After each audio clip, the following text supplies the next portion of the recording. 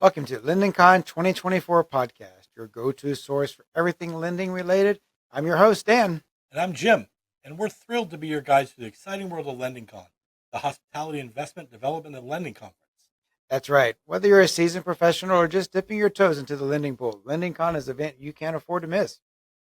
Great, so get ready to dive deep into the latest trends, strategies, and innovations in lending, all in the heart of sunny Orlando, Florida. That's right. We're bringing together industry experts, thought leaders, innovators for a 2-day networking, learning, and inspirational event. So join us on August 7th and 8th as we explore the future of lending and development at LendingCon in Orlando, Florida at the Rosen Center on iDrive. So stay tuned for today's guest, an exclusive LendingCon interview with Mr. Paul Darrow, founder and president of PhD Financial. Don't miss out. Stay tuned for the interview and reserve your spot at lendingcon.com today.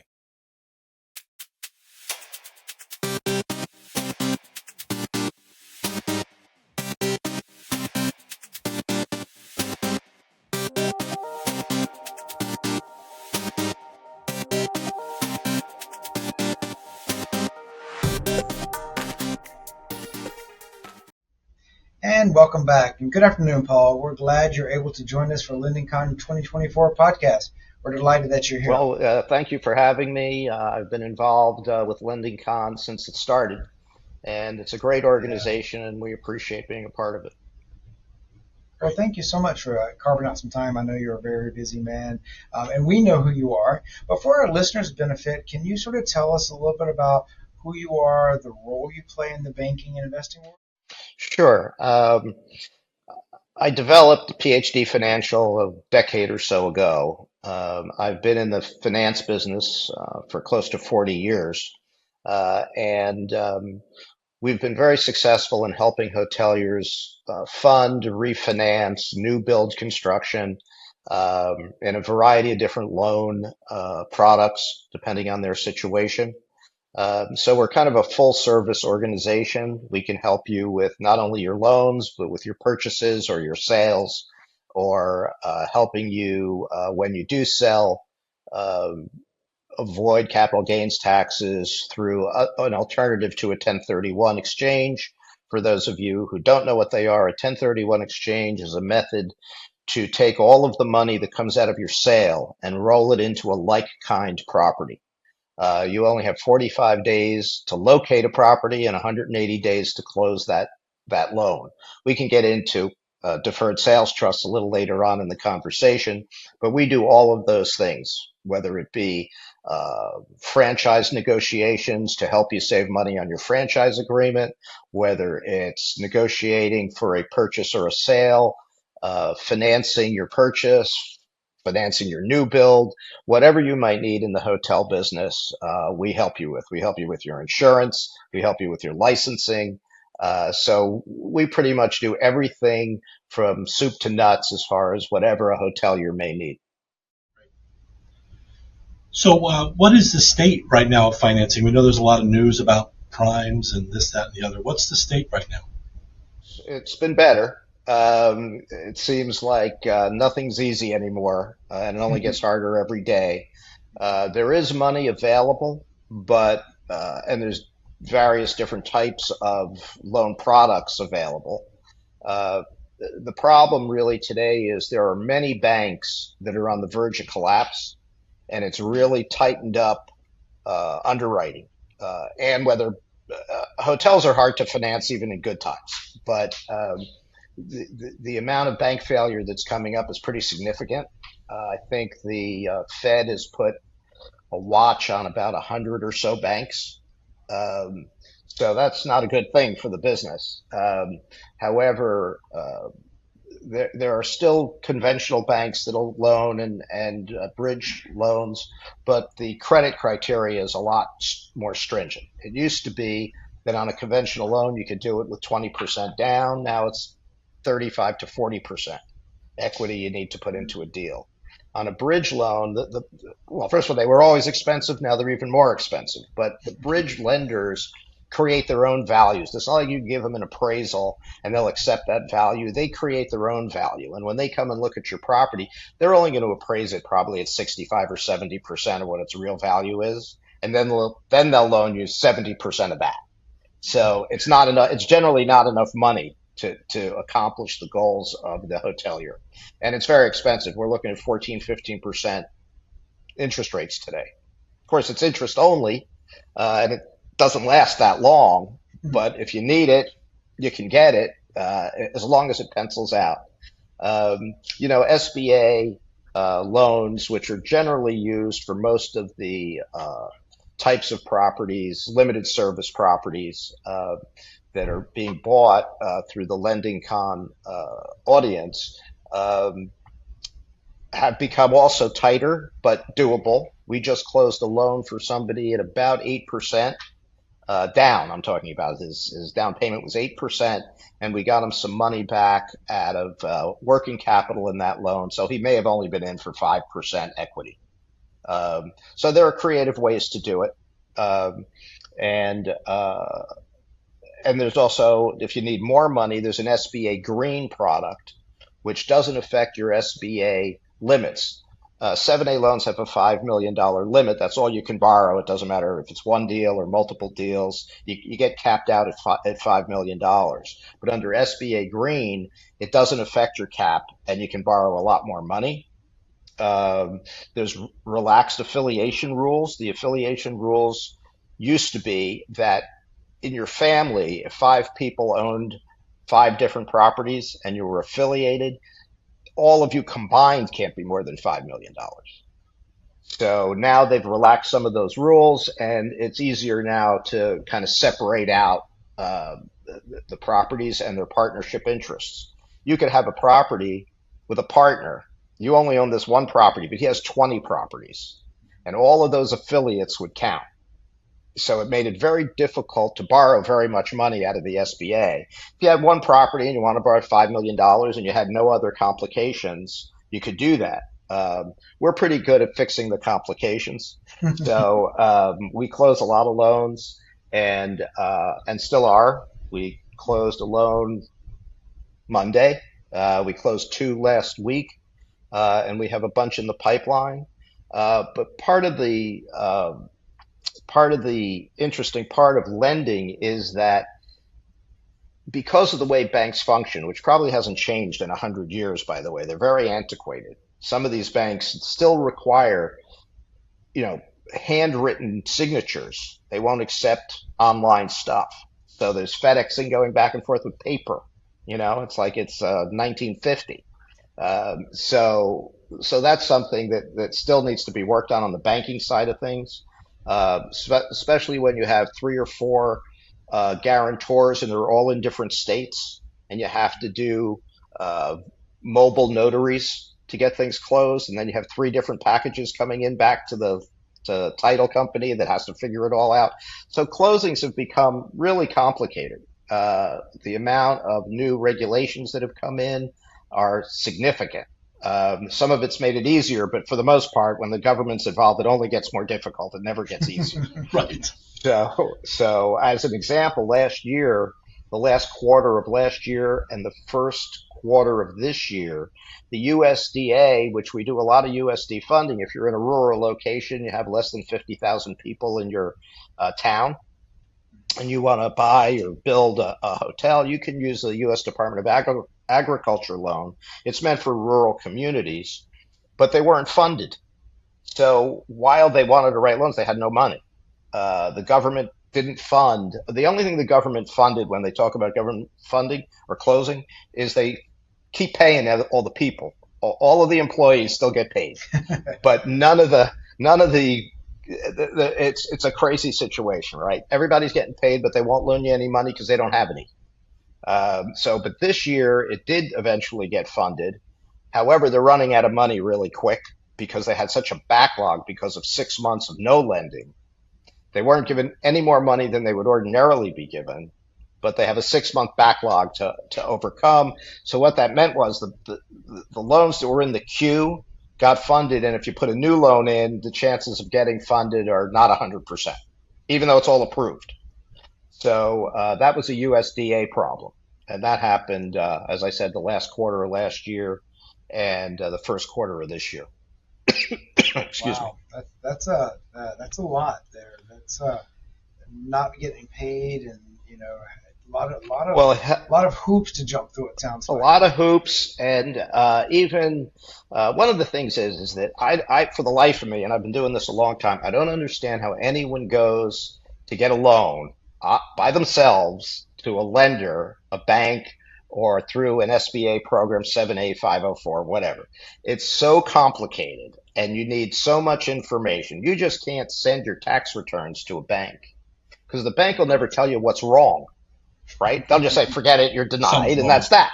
Yeah, Hmm. they'll never tell you what's wrong or how to fix it. Okay. So the benefit of using a firm like ours is that we would never let anything like that go to a bank. We put together a very detailed and very professional loan package. It's like the worst deals with a good loan package get funded, but the best deals with a bad package don't. So, because banks, they don't think. It's about, can we check off all the boxes? Do the equations work? They don't look to see what kind of property it is, or it's nice, it's not nice. They really don't. It's really just a numbers arithmetic equation that has to work, and we make them work. So a lot of people run a lot of personal expenses through their business. All of that has to get backed out of their P&L. A lot of times things on the P&L should be on the balance sheet and vice versa. So all of this affects bottom line profitability, and that's all the bank's really looking at. Have you done it before? Have you owned a motel before? Do the cash flows work? Do you have at least 1.25% debt service coverage ratio? There's all of these ratios and formulas, and they all have to work. And if they work, you get funded. And if they don't work, you don't. And nobody tells you how to fix it, what to do with it, why you got denied. No information. And a bank can jerk you around forever, months and months and months, telling you they're doing a deal because the person you're talking to is not a decision maker. They're a fact finding salesperson, right? They want to close the loan because that's how they get paid. But what happens is this goes down a list of people, right? You got that guy or woman who's collecting all the data. You got an analyst who then looks at it. And then it goes to somebody else, and then it goes to the closing agent. And by the time it gets to the closing agent, they want everything all over again. So they don't like what they see, whatever. They're always going to come up with problems. It's funny, you think banks want to loan money, but they really don't. They really don't want to loan money. They just want to collect fees and take zero risk. So I guess a question that you'd want to ask that is probably a real convoluted answer and probably is not as simple as answer as the question is 504, 7A, USDA, you got a bridge loan, you got a CMBS Hmm. non-recourse loan. If Hmm. I went to you and said, which one is the best? It, that's Well, probably a more difficult answer to give than I would picking one. say depending on what your ability to put equity in, meaning how much of a deposit do you have for this purchase, right? If you don't have much money, you got to go government back loan. You can't do a bridge. You can't do a conventional loan. You got to do a 504 or 7A or USDA where you can get in with, 10, 15, 20%. If you don't have the money to do the deal, well, first of all, I would suggest to many people that if you don't have the money, don't do the deal because it's an accident waiting to happen, right? And I do a lot of workout business on properties that aren't performing sufficiently to pay their debt. That's how I kind of cut my teeth in this business. But we don't like to put people in that position. We want to know that the cash flows are going to support the debt service. And that's really the only way to determine what a property's worth, right? So what we do, uh, yeah, so that's kind of the issue, right? If you have plenty of money to put into a deal, then you're going to get better rates, you're going to get better terms. But if you don't, which most people buying limited service properties aren't sitting on a ton of money. So, if they come up with 10 or 12 or 15%, we can close that loan, but we want to make sure that it's not going to default. So we got to make sure that the cash flow of that property can support it with only 10 or 12 or 15% equity, So Great. Great. Well, we'll be right back with Mr. Paul with PhD Financial to hear more about the financial world and some refinance and PIP questions. Great.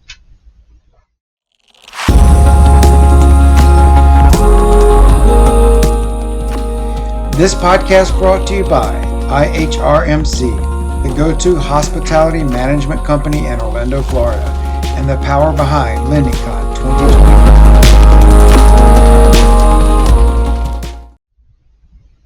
And we're back with Mr. Paul with PhD Financial. Spent in the first half talking about the loan programs and the variety of loans that are out there and the difference between the loans.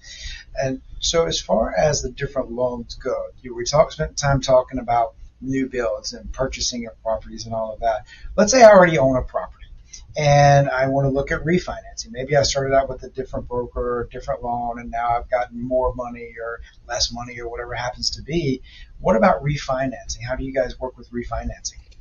Well, because of the state of interest rates being as high as they are, if you're in a low interest rate, fixed rate loan, you don't want to refinance. If you got a 3, 4, 5% loan, you want to keep that loan. Um, that's not something we'd look to take you out of. We couldn't today. Rates are considerably higher. I mean, if you're in a 7A loan, as example, at prime plus 2 3/4, you're at 11%. So now we could get you out of that loan, put you into a 6.5, 7% rate loan, and that's worth it. If you can save 2 3 points, it's worth doing it because it's not cheap to refinance. There's especially government loans where you have a couple of points of guarantee fees and the lawyers and the appraisers and everybody else. It's not inexpensive. So you got to do the math and figure out whether a refinance is worth it or not. Um, and then we look at your property too. I mean, some properties are not refinanceable. They don't have the cash flow to be refinanced. And one of the things that we do is that we convince lenders to work with us to either allow us to provide them a plan to reduce the mortgage payment in a number of ways. We can either modify the amortization of the loan, meaning we take the loan out longer than what it currently is. We reduce the interest rate, and we get you a period of time if we think it's going to take you a year or two to be able to really fix whatever the problems are and why you're not cash flowing, to give you a very significant reduction in mortgage payment. If it's a government loan, like a 7A loan, we can get the government to extend the amortization by 10 years and drop the interest rate to zero. That's about a 50% reduction minimum of what your mortgage payment would be. So, however, those are for properties that aren't sufficient in cash flow to make their payments. And it's not just payments. The cost of operating has gone up dramatically. Insurance, utilities, labor, everything goes up except rates, meaning nightly rates. So, so it's a problem, and it's a big problem, like we had back in 2008 when the loan window was closed. There were no banks lending, but all the loans were coming due, and you couldn't refinance them. So we did hundreds of these workouts back then. Um, Not to seem negative, but we could be seeing it again in the not too future. Um, so it's you got to be careful. You got to make sure that you're in a position to refinance. And when you want to refinance, and this is another big issue, make sure your books and records are being properly kept. And what I mean by that is don't say you get your books done at the end of the year, you dump all your receipts on your accountant's desk at the end of the year and think he's going to be able to create a tax return that makes any sense. So spend money with your accountants, make sure that your books and records are in order, that you can pull a P&L anytime. Listen, everybody has QuickBooks or some like kind accounting system, and you should be able to print a P&L that day. Right? It may not be 100%, but it's enough to get by and to have it being reviewed and make adjustments to it. So that's the most important thing when you want to refinance. Make sure your books and records are there, that your insurance is paid, that your sales taxes are all paid, all your property taxes are paid, that you haven't gone bankrupt or you're not a felon. Um, these are the questions that come up, and sometimes you're surprised. But those are the kinds of things you need to make sure you do. And I'm happy to have first of all, anybody can call me pretty much anytime. Happy to talk them through it. Everybody's situations are different. One of the things that we do when we're financing properties, either for a buyer or a seller, is that we evaluate the property and tell them what it's worth. That might not be what they want, but we tell them what the property's worth and what it will most likely sell for. So we pre-qualify the property and get the property approved for refinance. So then when a buyer comes in, the property is financeable. Is the buyer financeable? That we have to see, but we pre-qualify our buyers as well. We make sure they have the cash they say they have, that it's just didn't get put into their bank account yesterday, that they've, they need to, that needs to be aged money, 60, 90 days in the bank or stock brokerage account or whatever it is, their liquidity. It has to be provable. You can't get it from your uncle yesterday. It has to be provable. And we have a long list of qualified buyers. We don't really shop these things in the traditional sense. And one of the things going back to refinancing is that if you bought the property at a height of the market and now it's depreciated and there's no equity, right? Because you bought it with 20% down and then the market's gone down, so now you're zero basically. And people say, "Well, I put $2 million into this deal. I don't want to lose it." I said, "Well, I'm the bearer of bad news. You already lost it." So nobody likes to hear that, you know. But if you need PIP money as an example, we were talking about PIPs a little while ago. Right. You It's very expensive money. Not that the interest rate is that high, but the payback is extremely fast. You're looking at 5 to 7 years to pay back however much money you borrow. So the payment is huge. And then, so in the PIP world, the franchise is asking for that, and you got to do what you got to do. And then, is there any difference between financing a PIP and then or like a capital improvement loan, like replacing my elevators or something to that regard? On a capital improvement loan, it's still short, like 10 years to pay it back. What we suggest, depending on what the first mortgage situation is, we take out the first mortgage with a new one and build in all the PIP costs or capital improvement costs into the new loan. Because then you're looking at a 25-year amortization and a lower interest rate than taking out a secondary mortgage or a secondary loan behind your first, which increases the interest rate, shortens the payback period, and we can get you in, depending on how much money we're talking about, in addition to the existing first, maybe insignificant in the payment. Yeah, so that's what we recommend. We're not a big fan of PIP, just funding PIPs. Yeah, there are companies that do it that we work with, but I try to talk people out of it. It's just not. It just doesn't make a lot of sense because you're paying, on every $100,000, it's costing you 10 grand a month. Mm. It's a big number, and it really crushes your cash flow. Yeah. So you mentioned earlier about doing the exchange. How do you defer capital gain taxes without using a 1031 like kind exchange, or is that a possibility? What a great question. Um, yeah, well, 1031's been around for 100 years, even though our wise government's been trying to get rid of it for a long time. So far, it's still there. And what we do is we don't do 1031s unless somebody really, really wants to, because we do what's called a deferred sales trust. And a deferred sales trust doesn't have any of the limitations of a 1031. 1031, you got to find a replacement property in 45 days. You got to close it in 180 days. If you're selling your property, you might not be able to find a replacement property that you want, or that makes any sense financially. So with the deferred sales trust, there's no timelines like that. You don't have to buy another property if you don't want to, and there's no asset class limitations. So the way it works is the day before your closing, the entity that owns the property, an LLC, subchapter S corporation, a C corporation, moves into this trust. The trust then sells, and the money goes into the trust. That transaction is tax free.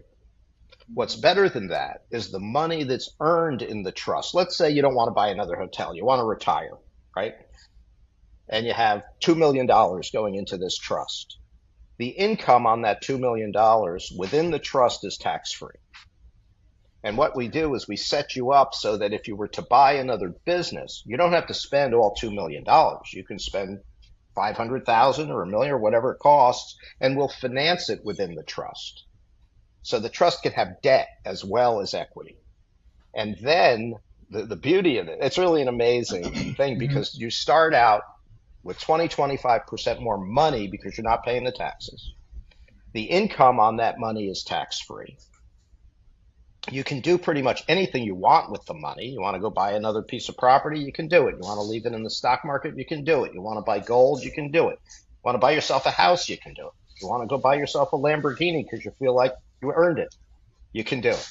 All of those assets, whatever the asset class, just you do it in the trust instead of in your personal name.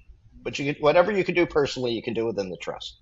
So that's one great thing. The second, to me, what the greatest thing is that let's say you go and you buy another business. You buy a laundromat, you buy a car wash, you buy a motel, you buy whatever you want. The income from that entity goes into the trust. The expense, however, goes to you. So that you create outside of the trust in your personal name, you create a huge loss, basically. It's a phantom loss because the business is still paying for these expenses. You're not getting the money to pay the expenses. The expenses are getting paid, but the loss accrues to you. The income accrues to the trust, all tax free. You now have this rolling forward loss that you get every year. If for some reason you want to take money out of the trust, you take it and the loss offsets that income. So there's still no capital gain.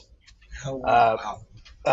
It's the most amazing and only way, from my perspective, to be selling appreciated assets. You can do it with your house. You can do it with a collection of art, whatever it is, whatever the appreciated asset is.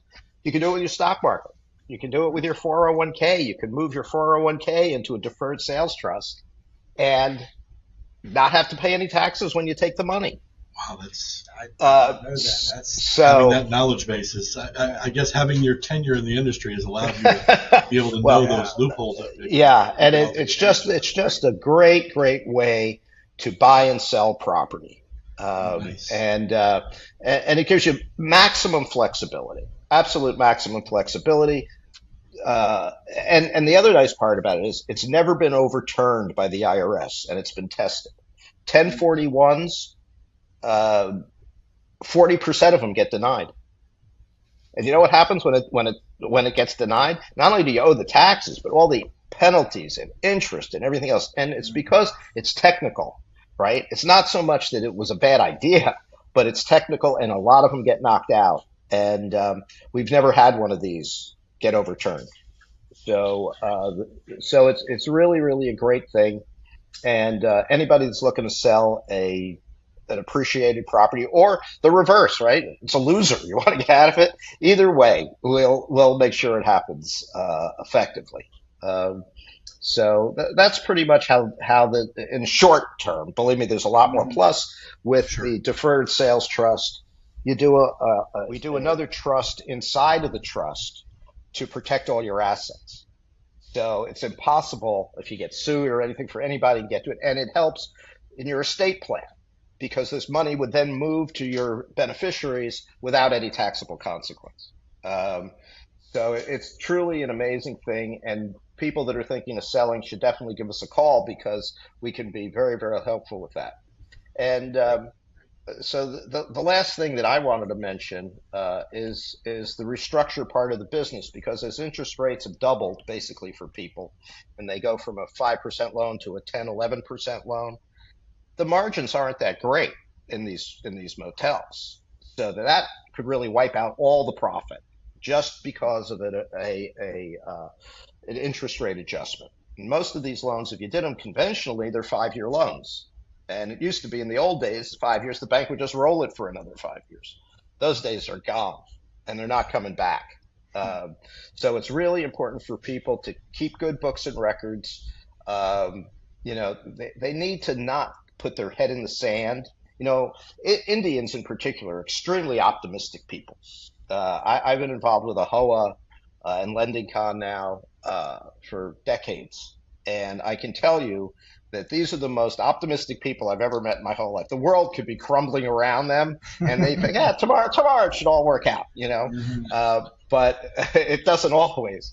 And so what they need to do is, again, keep books and records, take it. They need to take control of the situation. I always say, look, this is a plane that's crashing. You want it to be a controlled crash or an uncontrolled crash? Which is better, right? Nothing's good. I mean, there's nothing good about any of it, but you try to minimize how bad it is, right? And that's what we do. And so I like to keep people out of bankruptcy. That's my main goal. Because Sure. whatever you can do in bankruptcy, you can do a lot cheaper outside of bankruptcy. Okay. Um, and don't make an enemy out of your bank, right? When your bank calls you because you haven't paid your mortgage, don't start cursing at them and telling them they're a bunch of jerks. You know, they've done what they're supposed to do. They've loaned you the money. All they do is want to get it back. And, I know contracts don't mean much in that community, but on the other side of that contract, it means something to them. Sure. So we don't make enemies with banks. No matter what happens with them, sometimes loans we've written with a bank go bad, and we help both the bank and the borrower, to not. Some people get very emotional about it, and they get angry or they get mad on both sides, on the banking side and on the borrower side. Right. So it's really, restructure is nothing new. Generally speaking, you're much better off after it than before it, and you can't just think they're not going to foreclose, because they are. If you don't give them any alternative, that's their remedy, right? So you got to give them another remedy, because they don't want to foreclose. They don't want to own your motel. If you can't run it, how are they going to run Right. it? So that's really, and I speak about that a lot because that's really how I started. And to me, it's the best way to help people. Yeah, sure, people need money. We'll get you money and all of those things, and we'll help you save taxes. And we'll help you buy a hotel at the right price and sell a hotel at the right price. But sometimes businesses just don't work for whatever reasons. But they close the highway. Who knows what. You have a fire. There's all kinds of things that can happen. And really, being prepared and staying out of trouble is a lot cheaper than getting out of trouble. Sure. So, Paul, you've really expanded my knowledge base about Yeah, things. mine too. I want to go buy a hotel and then sell it and go live on the beach for a while. Exactly. right, right. But so because you've been involved with LendingCon for so long, what would you say to people that are thinking about attending this year, and what can they expect when they meet you there? Yeah, well, LendingCon turned out to be a great idea. Jan, who I've known forever, we're brothers from another mother, and he put together a tremendous thing here. I was really impressed by it. We both were very much involved in AHOA and dealing with that association's meetings, and I think he took the best of that and made it even better. It's a very intimate group, easy to meet all the providers of goods and services, as well as mingle with your hoteliers. So it's really turned out to be a great event, and we're looking forward to it again. I would anticipate, as long as he keeps doing it, we'll be doing it with him, and people should come. It's easy to get to. It's just in Orlando. So, if you're in Georgia, you're in the Carolinas, you're in Florida, there's no reason not to come. Outstanding. Great. Well, it's shaping up this year to be bigger and better than last year already. Hmm. We've already, at this point in time, surpassed the amount of reservations that we had this time last year. So people are eager. People are eager to learn about financing. People are eager to learn about their lending options, and I'm sure they'll meet up with you as